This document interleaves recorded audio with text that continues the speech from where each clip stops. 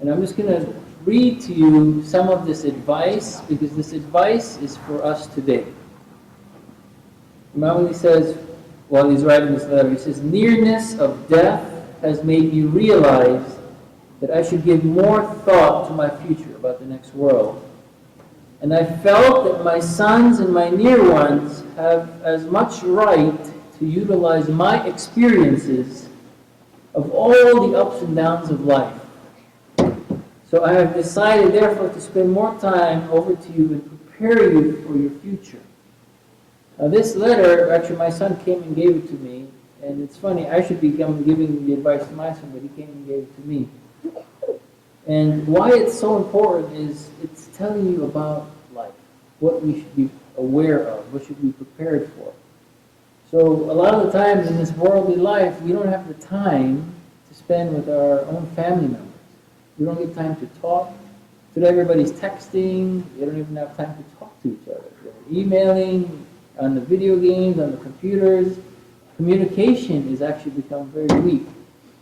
So today, inshallah, I'm giving advice to myself, to my own family, but also to each other, and just listening to Imam Ali's advice. Now, first thing, one of the few things he said was, Bismillahirrahmanirrahim.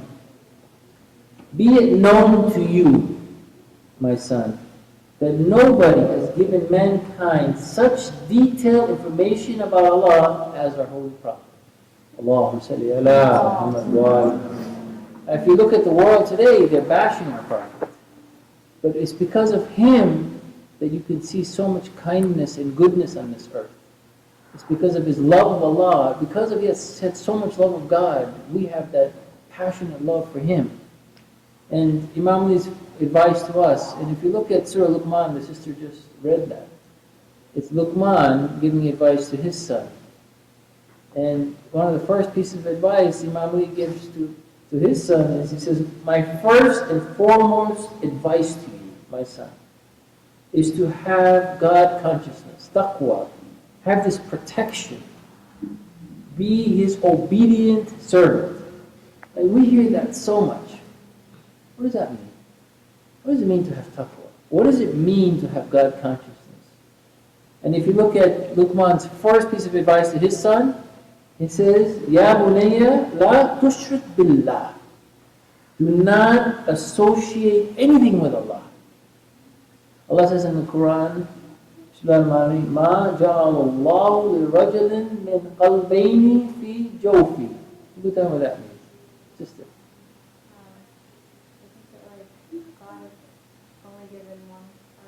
Exactly. Allah says He has not given two hearts to anybody. He's only given you one heart. So you may think, is that physiologically, physically? Yeah, we only have one heart. But it's not what He's talking about. He says that you could only have one sincere, true love in your heart. That's what He's talking about. Now, what is that love? Now, if you look at the advice they've given us, they said, protect your heart regarding yourself with your Lord. So protect your heart from yourself when it comes to your Lord. So who's the problem now? Is it the world or your own self is the problem? He says from your own nafs. What are our desires? Don't prefer yourself over your Lord. Therefore don't sin against God. Now what happens to us? It's all about me, myself, and I. I have no one. Well actually we have Allah. And He's everything to us. And if you look at what Shaitan did, he chose himself over God. And what happened? He's led to destruction. So you cannot say that, well, I have Allah and me in my heart. Because you can only worship one. You cannot have another in your heart. You cannot worship yourself. Remember we talked about the ego. That's another idol that we worship. He says, no, you cannot have more than one God in your life. Some of us, what happens to me, for example, is we get caught up in our own lives and we forget about Allah. And it's Allah who's given you your life, and He's the one that we live for. And if you are a true believer, your heart belongs only to Allah. And if you have Allah in your heart, you will love others for the sake of Allah. And I look at the Prophet, peace be upon him. He loved humanity so much. They threw rocks at him. They threw garbage at him. They hurt, destroyed his family. They did everything. They call him horrible names. Still today it's happening. But what did he do back? When the Jewish woman was throwing garbage at him, he didn't do anything to harm her. But when she was sick, he went to visit her and asked her, "How are you?" And she was surprised. "Are you here to hurt me?" He said, "No, I'm worried. You throw garbage at me every day and I didn't see you today." She began to cry. She says, "You love me after what I've done to you?" And alhamdulillah, she became Muslim. She said, "La ilaha illallah Muhammadur Rasulullah. Allahumma salli ala Muhammad wa ala Muhammad."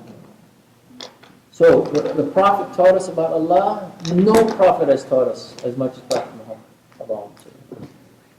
He should be so centered in our heart, and Imam Ali's first advice to us is, have him as your soul, as your life. You're looking for a job, you're looking for a career, you're looking for something, a wife, a husband. You're looking after the material, but who's the one who's going to give it to you? Who's the one who's going to take it away from you? Who's the one who controls this universe? Who's giving your life from nothingness? Only Allah. Do you think He's not involved in our lives? And if you look at our lives every day, we start contemplating, you begin to realize He's more with me, closer to me than my jugular vein. Habl al-Warid. So Imam Ali continues and says, Allah's glory and His existence is so supreme. When you have accepted these facts, then your behavior, so far as His commands are concerned, should be that of a person who realizes his status, power, position is nothing when compared to his Lord, who wants to gain His blessings through prayers and obedience. So when we accept Allah's status, how great it is, we can realize that this whole universe is nothing compared to Him. And how do we benefit? We go to Him by prayers. Go to Him, get His blessings. Salat al-Layl at night, when everybody's sleeping, cry to Him and ask for your wishes. They say your wishes don't get denied. You get what you want. So Imam Ali is telling us, tell Allah about all your calamities. What are you going through? All the sufferings that have befallen you, all your misfortunes which face you, and beseech His help to overcome these problems. We talked a few months back about there's few, unfortunately, brothers and sisters in creation who are taking their lives, and it's a big problem in the world today. Mass suicide on earth. One of the biggest epidemics that's risen is people have given up hope in life.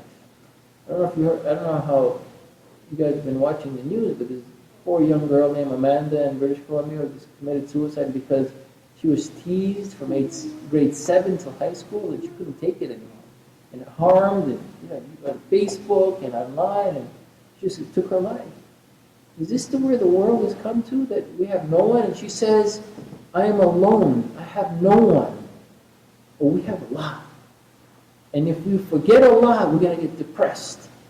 When you go through your trials and tribulations in life, and you say to Allah, I need your help, Imam Ali says, you may implore Him, ask Him.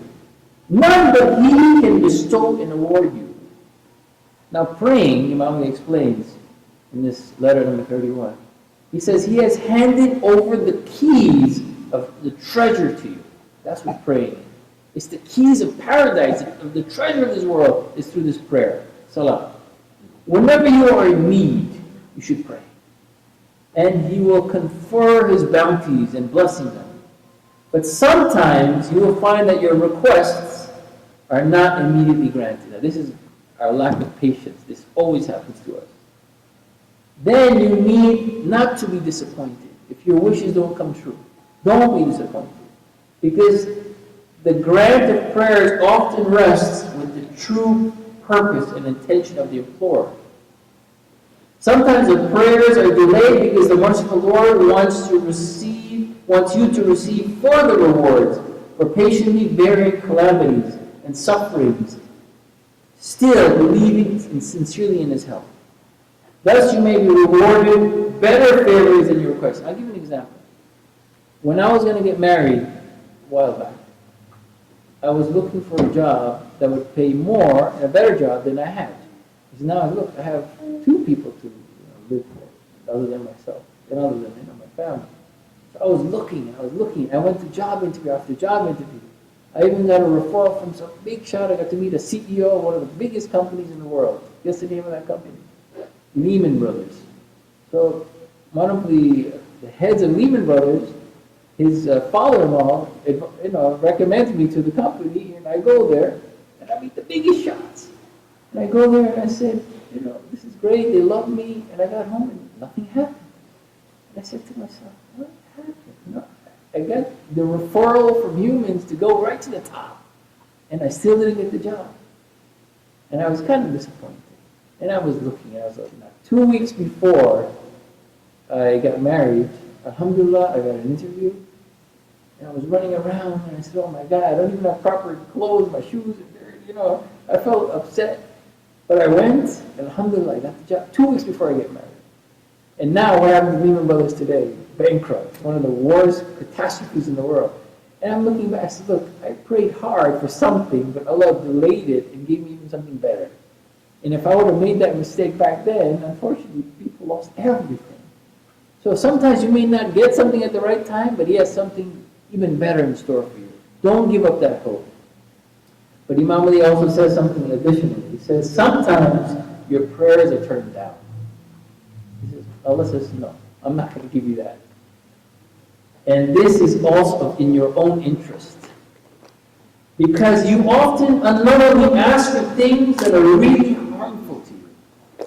If your requests are granted, they will do you more harm than good. And many of your requests may be such that if they are granted, they will result in eternal damnation. I mean, you could end up going to hell for the mistake of getting that wish come true. Because it can destroy your life. You may forget God. There's an example of a person who asked for money from the Prophet. Eventually he got it and he stopped praying, he stopped doing everything, giving charity. And what happened to him? A loser in the end. Because when he had nothing, he was sincerely remembering God and doing good in this world. And when he had all his wealth, he forgot everybody and just thought of himself. So if you have the wealth and you can do good with it, like say the Khadija, you can be a very powerful person in this world. So Imam Ali continues, says, thus the refusal to accede to your solicitations, it's actually a blessing in disguise for you. Sometimes your requests, which could be really harmful to you for this life and the hereafter, maybe they be delayed, but they are granted in quantities much more than you ask for. Sometimes you may not get what you want in the quantity you want, but sometimes it gives you much more in greater quantity in the future. So bringing more blessings in the wake of that you can never imagine. Only pray for such things that are beneficial for you and that are lasting, that cannot harm you. Now this world, Imam Ali says, is not as the picture depicts. It says you may think you know this world, but sometimes in it, especially for us today, are things that are beyond our understanding. We don't understand what's happening. Things that we cannot know, things we cannot foresee or be foretold. For example, do we really understand the rewards of paradise? Can we really appreciate it? Or the risks of being punished if we do something wrong? We don't have the knowledge yet. We don't have the ayn al-yaqeen, the certainty of seeing it. So Imam is trying to say, look, just because you don't know it, you don't reject it. What's happening to every one of the unfortunate youths of today is they're rejecting God. So, I don't know God. So what do? I reject it. I mean, the first thing you do, you don't reject it, you try to gain more knowledge. Now, Imam Ali says, look, when you were young, when you were first on this earth, what happened? We were ignorant. We didn't know. So do you just reject and give up? No, you gradually gain knowledge. But there were several things that were beyond our knowledge. So that perplexed us, Imam Ali says. But you just have to keep going, because you may not understand yet, but you will soon. Gradually you acquire knowledge about something or some of the subjects in the future, then your horizons get expanded, and you begin to understand more. So Imam Ali is saying, don't give up hope. I met these brothers who become atheists. Sad world. And when you speak a little logic to them, they can't answer it. Why they became atheists? Because they could not get the answers to the questions now. And then they look at the horrible examples of, say, what some people have done. They say, well, I'm blaming this religion on these people. Don't blame the religion. Don't judge the religion based on the people. Base it on with the Quran and the teachings of Allah. We may say, well, that still doesn't make sense. There's a guy named, I think, Bertrand Russell. He said Islam is one of the greatest religions on earth in the hands of the most barbaric people. Why? Because we don't understand this religion. We don't appreciate the kindness and the blessings we've been given. Anyway, Imam Ali continues, he says, "Oh my dear son, through this message of mine, I have explained everything about this world. How short-lived and vanishing everything that holds on to it. Everything is going to be vanished. I have explained about the life to come, the comfort, the happiness of paradise.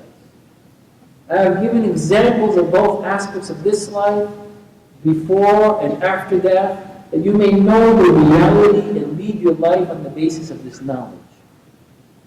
Then he says, and he continues, a lot of us are trying after, say, doing well in school. You're in high school. You're in university. You want to achieve success. You just graduated with a degree in graphics. And you're not succeeding in what you want.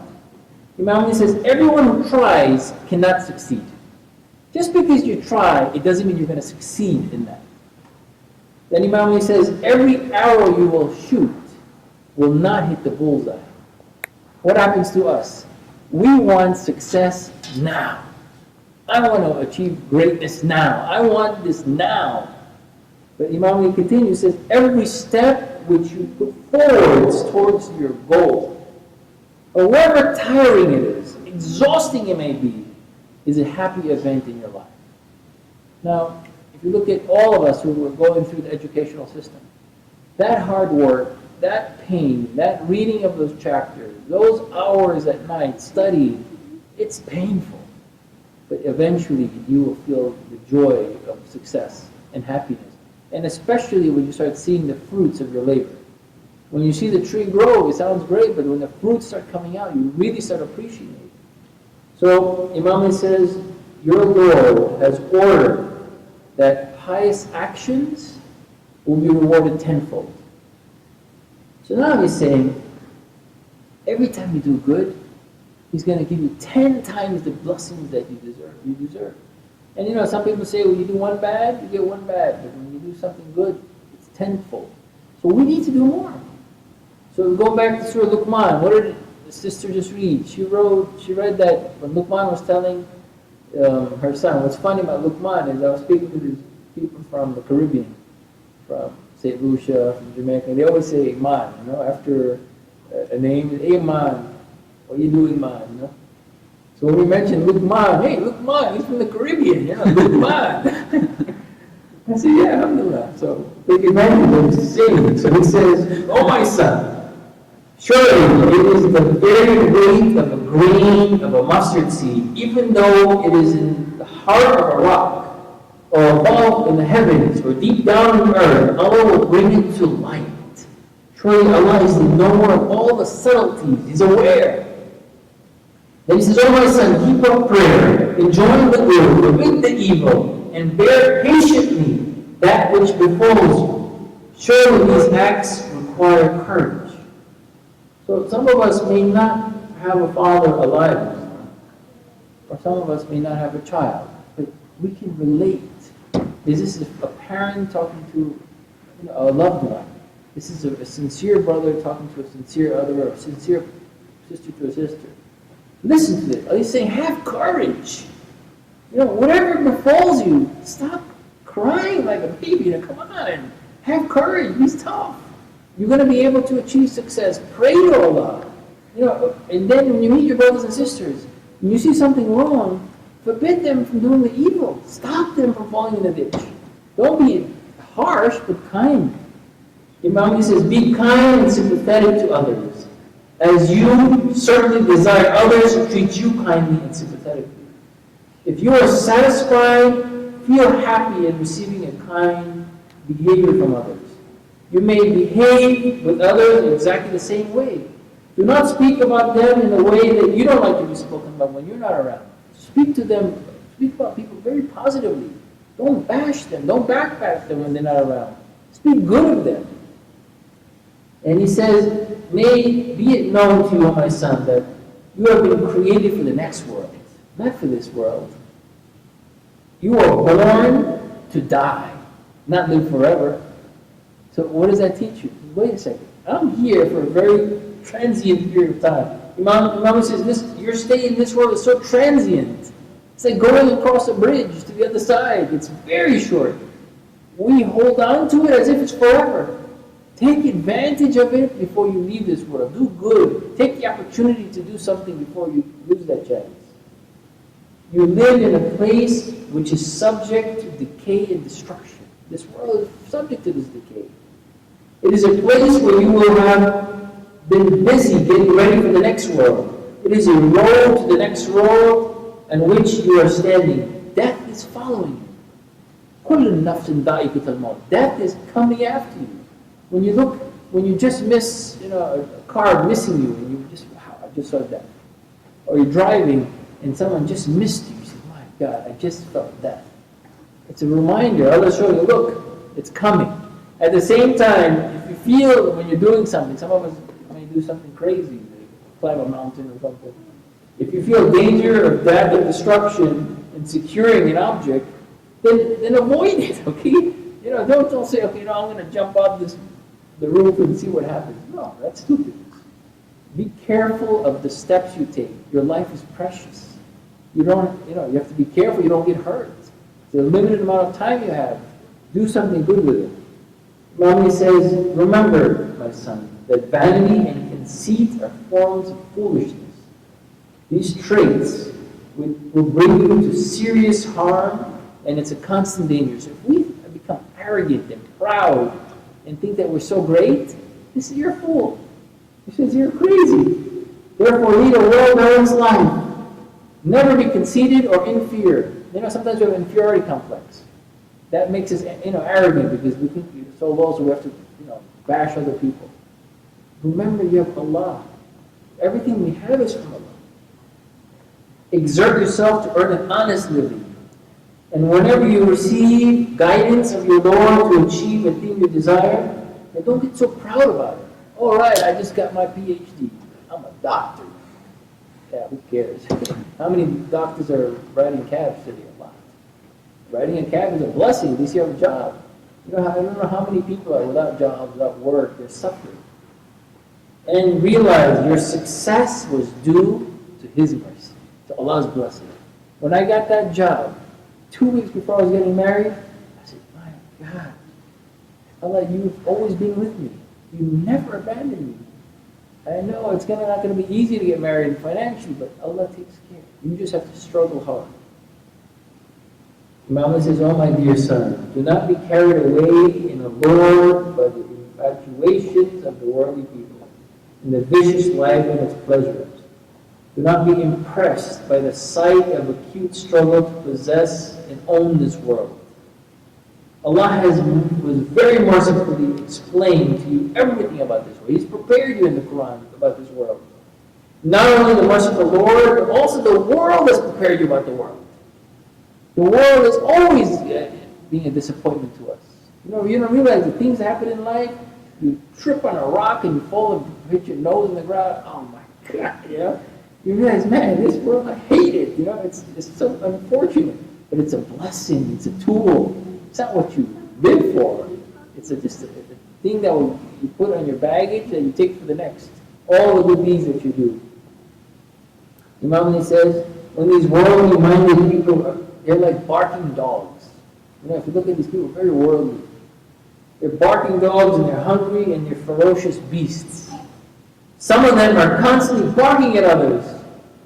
So-called mighty, wealthy, powerful people in this world, they kill, they massacre the poor and the weak. The powerful persons exploit and tyrannize the individuals of this earth. And you look at the news today, every TV channel you look at, what is happening? Nations are at war. People are bashing other people. You go on the line of the grocery store and you look at these magazines, everybody's saying bad things about everybody else. It's worse than barking dogs. If you look at it, there's no beast in the height of cannibalism that has been more ferocious against its own kind as human beings. Human beings can be the worst of the worst. You can be the greatest of the greatest, but the worst of the worst. So we have to be careful. As Surah Luqman explains, we cannot be like that.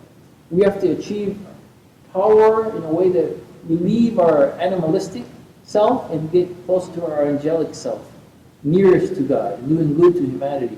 I know some of you are doing so much good in a very shy way, very quiet way. Your right hand doesn't see what your left hand does, and that's beautiful. At the same time, the more we do, the more we try. Feeding the homeless is one example. 2 weeks, 3 weeks ago when we did it, we brought one brother who was 10 years old. And he was watching this man who was homeless pick up one food, put up another food, had water, and he started actually spilled on himself also. As we mentioned, the 20-year-old went through the same process. And this young boy started to cry. I said, why are you crying? He says, can you imagine this poor man? He's so hungry. And now his clothes got dirty, and I can't take it anymore. See, I said, this person has Iman in his heart. He loves humanity. He cares. All right, the man could be someone from a total different background, different culture. It doesn't matter. He loves humanity. Where did he get that from? Allah. And Allah showed that way of life to the Prophet for us to emulate. Imam Ali says the past and almost all that was in possession of the past is gone now. Look at those people of the past. All the things they had, it's all gone. You may thus rationally overcome to conclude that everything you have today is going to be gone. What are you going to have left with you in the grave? All the billions of dollars? One brother was telling me a very nice hadith that the Prophet was given this large warehouse of dates to give out to the poor after the man died. And then they found one date on the ground, and they picked it up and they said, if the man had given this one date to the poor when he was alive, it's worth it all these dates that he gave after his death. So let's do these things while we're alive. The losses that you suffer on account of being silent can be easily compensated. Sometimes we're shy.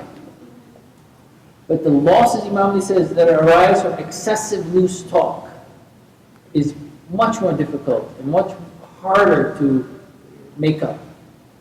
Do you not see that the best way of guarding water in a water bay is through the mouth? If you look at the bays, the front is a way to block the water from coming out. So the mouth, you have to be careful. What we say is very dangerous, and the tongue can destroy humanity by saying something harsh. Imam Ali says, one who talks too much makes the most mistakes. One who reflects, develops his foresight, that's a successful person. So I have a few more things to say, and then I want to open up the Q&A. These are just his beautiful sayings, but it's important for us to talk. One of the most important things that we're going through is our friends. Your family today is very important to you, as it always has been. And if you look at these families of the past, they were, for example, they all worked together on a farm many, many years ago. But today, your parents are all working, busy. Who are you going to for, advice, for love, for friendship? Is your friends. Now, your friends is so important in Islam. They say birds of the same feathers flock together. So you have to be very careful which friends you take. If you're taking friends, for example, who are bad, no matter what you do, if you cannot change them, that bad is going to reflect them. For example, I'm going to give you one example. Yesterday, my son and his friend were over at our house, and I noticed something. His friends kept saying, "I swear to God, I swear to God, I swear to God." I said, now I know where my son gets it from, right? Because his friend is always saying it, which is okay. Maybe you shouldn't be swearing, taking God's name in vain. But you catch the words. Sometimes your friends say a bad word, the F word, or whatever. A word that you should not be saying, which is harsh, which is not very good. It's like, there's an example. Someone who smells beautiful. You stand next to him in an elevator. Then when you go to your office or your desk, you say, man, you smell good. Yeah. Not me, I don't know. Maybe the guy in the elevator. At the same time, someone smells bad, you'll actually get the same problem. You go to a perfume store, you smell beautiful leaving the perfume store. You go to a toilet, it's dirty. I don't want to say. Okay. All right. Imam Ali says, advise your friends. sincerely, to the best of your ability, even though he may not like it. Now your friends are your heart and your soul today. Yeah, you love them. You need them. And actually, it's important to have good friends as your brothers in humanity. We're all one nation. You know, when you cry, your brother should feel the pain. Just like when we see the suffering of those in Palestine or Bahrain or Syria or everywhere, Iraq, anywhere. And this poor girl, Amanda, who dies, I mean, we feel the pain. The same thing is we have to care for them and help them. Imam says the greatest achievement of your character is that the hostility of your brother against you does not overcome the consideration and friendship you feel towards him. And his ill treatment of you does not overbalance your kind treatment of him. So yeah, maybe your friend may hurt you. Maybe your friend may say something that bothers you. Still, don't take that and fight back. Say, you know what, forgive him. Like if your brother hurts you, like for example, two brothers were just fighting, and 5 minutes later they're making up, they're friends again. Those are blood brothers. Your friend should be the same. The person could be going through a bad day. A lot of things going to happen in school, happen in work. Sometimes we're human beings, we make mistakes. You may say something you regret. Like a husband and wife happens all the time. They fight, they argue. What are we fighting about? I don't know. I just had a bad day. I don't know, whatever. Forgive me. That's normal. That happens. See, when you see the ill treatment, Imam Ali says, don't hit them back with ill treatment. Hit them back with kindness. Don't let that ill treatment change your behavior. Imam Ali says, a friend is like a relation, and a true friend is one who speaks well of you, even though behind your back. Always speaking well of you. Often, close relations behave more distantly than strangers. And often, strangers know you more than your own nearest relatives. You can give thousands of examples. One brother was telling me that one day he was driving and his car broke down. And he quickly called his family, his Muslim brothers. No one came. He said, I'm sleepy. You called me 3 in the morning, just leave it and take a bus home, He called his one guy from school, his Chinese friend. The guy came fast. He said, what do you need? He helped him, picked him up, took him home. I said, look at that. This guy's like a stranger, but he's so quick to help me. My own family abandoned me. Come on. See, we need to care for humanity, and they will care right back for you. And if they don't, it doesn't matter, because you're making a difference on this earth. Imam says, before ascertaining the conditions of your route in your life, find out what kinds of persons will accompany you on this journey. I'm going to give you a couple more hadith, but what is this journey your route that you're going in your life? You have to be very careful on who will accompany on this journey. And what is your greatest journey? Is achieving success and having a family, having, like Imam Ali had. And he was so cautious of who he married. He married, for example, the daughter of the Prophet, which is the greatest blessing from all. And after she passed away, he married al-Baneen, also named Fatima, who was the mother of Al-Fadl Abbas, of the greatest examples of families for us. So, I know some families, they force things on people. So Imam Ali says, do not force them into marriage. And he's specifically talking to the sisters, which they abhor, in which they consider below their dignity. Don't force them to do something they don't want to. You force them to marry the same culture, the same background, the same city. Don't force them, Imam Ali said. And if your parents have not changed, then you change when you're older and you have family, you have children. Don't make them do something that could be dangerous in converting their honorability and virtuous women into shameless, dishonorable human beings. Don't do that to them. Have a friend for them that they will love forever, that will be good for them, that will be their companions in the day of judgment. The example of Sayyidah Fatima and Imam Ali alayhi salam, the example of the Prophet and Khadija alayhi salam. There's no greater examples for us. Okay, we cannot emulate them perfectly as they were, but learn from their examples, their struggles, their financial difficulties. Sayyidah Khadija gave away everything, and they had nothing, and she still would give more, and she became sick and eventually died. But what an example. Imam Ali says, whoever forsakes the truth finds that his path of life has become narrow and troublesome. So if we forsake this truth of this religion, of what Allah has taught us in the Quran, or what the Prophet's teachings are, and his teachings to Imam Ali that we have right now, of his sayings, if we forsake the truth and go after our worldly desires, which you cannot have two loves in your heart. You can have your nafs, or you can have the love of Allah. And if you have the love of Allah, He'll give you the world. He'll give you the universe. But if it's up to us to take it or to throw it. Now if you look at Imam Ali's death, he struggled his whole life to do good on this earth. They had to kill him while he was praying to God. And they hit him with the sword.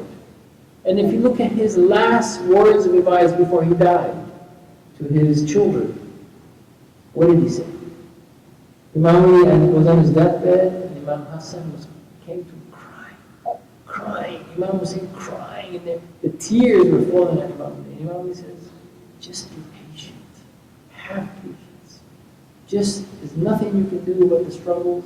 Hold on to Allah, and you will be successful. Just hold on, be patient. But when he saw his daughters, Sayyidah Zainab, when they came crying, he couldn't take it. Because he knew the tragedy that they would go through after he dies. So when I look at these sayings of Imam Ali, and the crying he expressed before he died when he saw his daughters, he says, my God. And he started to cry because he knew that they would hurt his daughters. They would kill his children. They would abandon his family. He knew it. But there's nothing he can do. Are we going to abandon the teachings of the Prophet and Imams today in Ahlul Bayt? No. We're suffering, we're going through problems. We hold on to the ropes of God, the Quran and Ahlul Bayt, and we'll never fail. And we need to be strong and not give up hope. Because the truth and the victory is coming. And inshallah we'll have success in this life. Sallallahu alaihi wasallam.